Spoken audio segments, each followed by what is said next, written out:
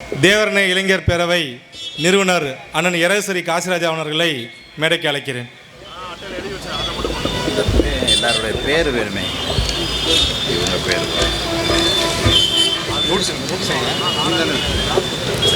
இவங்க பேர்லாம் இல்லை, அது பரவாயில்ல, அது நீங்கள் காமனாக பேசுகிறீங்க, ஒன்றும் பிரச்சனை, நீங்கள் காமனாக பேசுகிறீங்க. அழைப்பு பார்த்து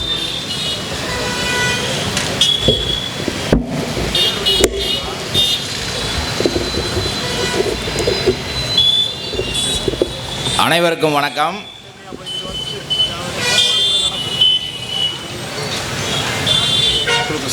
முக்குளத்தூர் சட்ட இயக்கம் சார்பாக நடந்து கொண்டிருக்கும் மேலூர் கூட்டத்திற்கு வந்திருக்கும் அனைவரையும் வருக வருக என வரவேற்கிறேன்.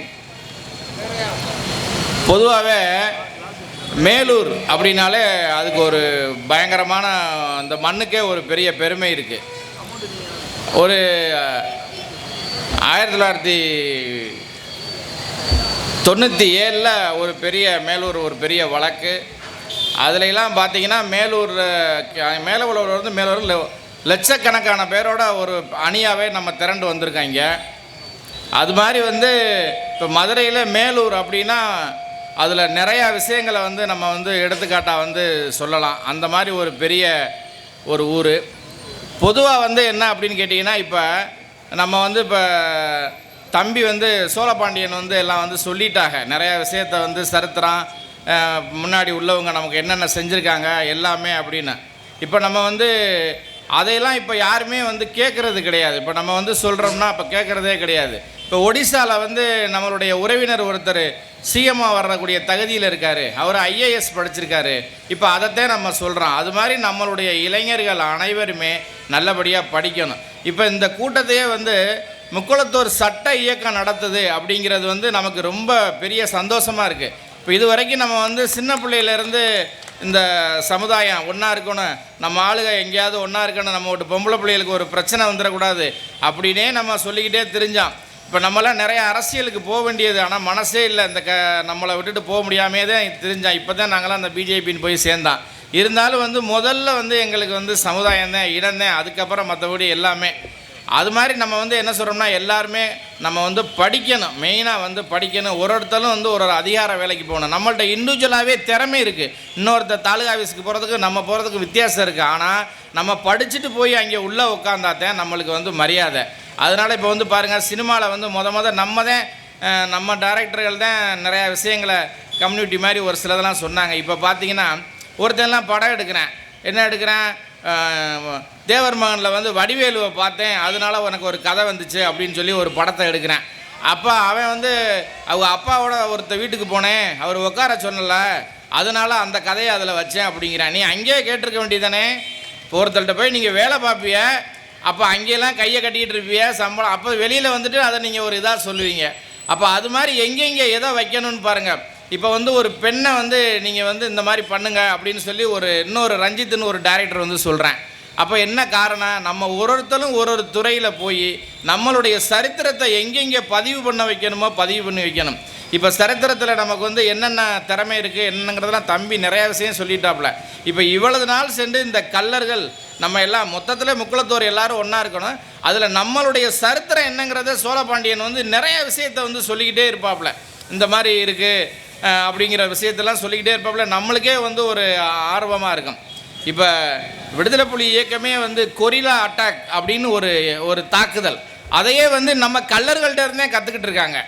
அது மாதிரி நிறையா விஷயம் இருக்குது. நம்மள்ட்ட நிறையா விஷயம் இருக்குது. இப்போ ஒரு ஊரில் ஒருத்தர் இருக்காங்கன்னா யாருமே தீர்க்க முடியாது, நம்ம தான் தீர்த்து வச்சுருவோம் ஒரு பிரச்சனையை. அந்த மாதிரி நம்மள்ட்ட நிறையா திறமைகள் இருக்குது, நிறையா விஷயங்கள் இருக்குது. ஆனால் இனிமேல் அதை படிப்பு ரீதியாக கொண்டுக்கிட்டு போகணும்.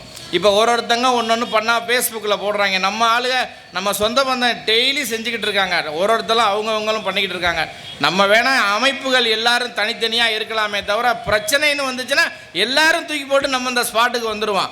நம்ம வேணால் எல்லோரும் வேணால் சொல்லலை. நம்மள்ட்ட இருக்க ஒற்றுமை யாருக்கிட்டையும் கிடையாது. நம்ம மனசு வச்சு நம்ம இறங்கணும்னு இறங்கிட்டா யாருமே பார்க்க மாட்டான். அண்ணனுக்கு பிரச்சனைனா நான் உடனே ஓடியாந்துருவேன், எனக்கு ஒன்றுனா அவர் ஓடியாந்துருவார். இது நம்ம ரத்தத்தில் ஊர்னது. அதனால் நம்ம இனிமேல் அடுத்த கட்டம், நம்ம காலம் இப்படியே வந்துருச்சா, அடுத்த கட்டம் என்ன அப்படின்னா, படித்தா மட்டும்தான் படித்து நம்ம ஒரு அதிகாரத்துக்கு போனாதான். இப்போ நம்ம வந்து என்னென்ன பெரிய ஆள் திறமை அதெல்லாம் வந்து படித்த சர்டிஃபிகேட் மாதிரி. அடுத்து ஒரு எக்ஸாம் ஒன்று வைக்கிறேன், டிஎன்பிசி நீட்டு அந்த மாதிரி. அப்போ அதுக்கு வந்து என்ன, நம்ம படித்து உள்ளே போனால் மட்டும்தான் நம்ம ஜெயிக்க முடியும்.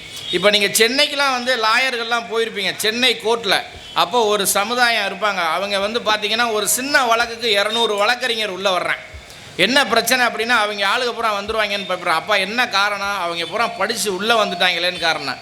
நம்ம கூடவே திரிவேன், நம்மள்கிட்ட எல்லாம் கற்றுக்கிட்டு இருப்பேன், ஆனால் அவன் நம்மளை வச்சு அடுத்தடுத்து ஒரு வேலையை பார்த்துக்கிட்டு போயிருப்பேன். இன்றைக்கி எத்தனையோ தலைவர்கள் தாடி வச்சுக்கிட்டு சுற்றுறேன் சமுதாயம்னு, நம்ம கல்லர் சமுதாயத்தை பற்றி பேசுகிறேன், வாளுக்கு வேலியை பற்றி பேசுகிறேன். அவனுக்குலாம் என்ன தெரியும்?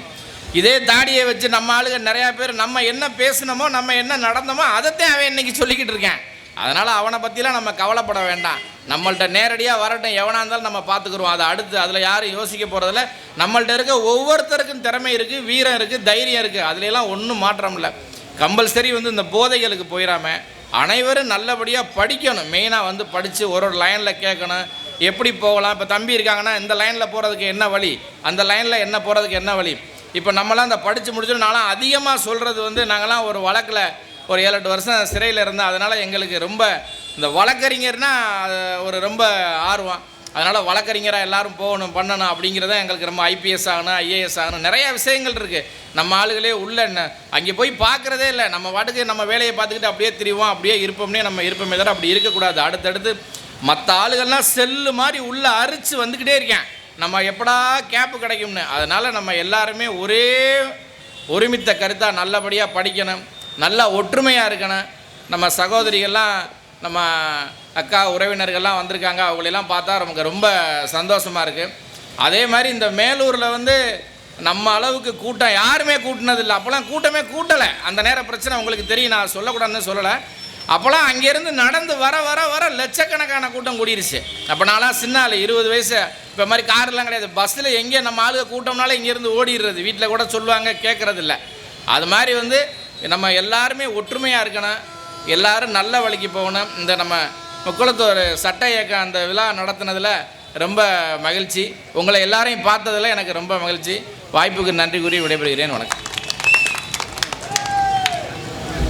சொல்லுமா